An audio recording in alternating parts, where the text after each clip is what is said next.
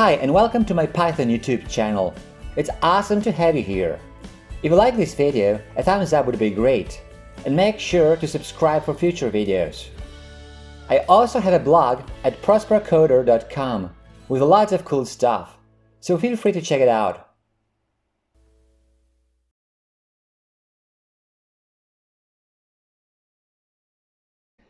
In the preceding videos, we're talking about color map plots and contour plots.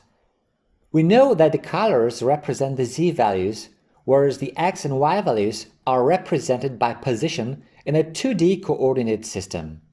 But what do the colors mean? What values of z do they correspond to? In order to make it clear, we should add a color legend or a color bar. Let's recreate one of the examples we used before. So again, our imports x and y, and here we use the mesh grade method from numpy to prepare the data, and here is our z function, and we create the color map, and we get this. Okay. Now some areas are blue, others are yellow or green in various shades, but are blue values higher or lower than the yellow one? Let's check it out. To add a color bar, we use the color bar method. So we assign the color map to a variable, p equals p color, and here's our color map.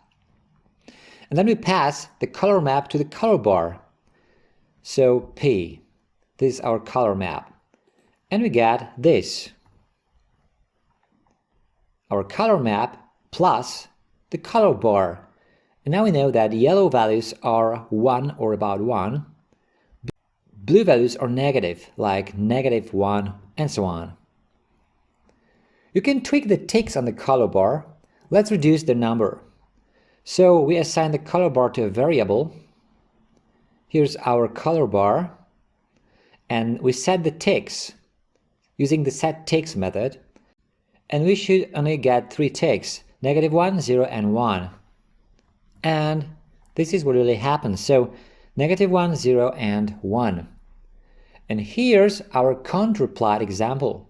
So again, xy, here are our x, y, z values prepared for the contour method. And here's our contour method with these 3 arguments.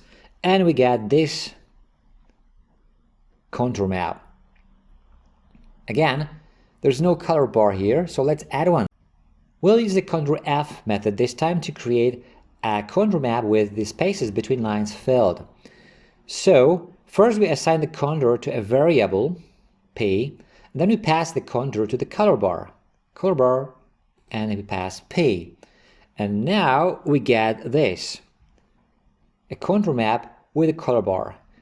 And we know now which color corresponds to each number, which value.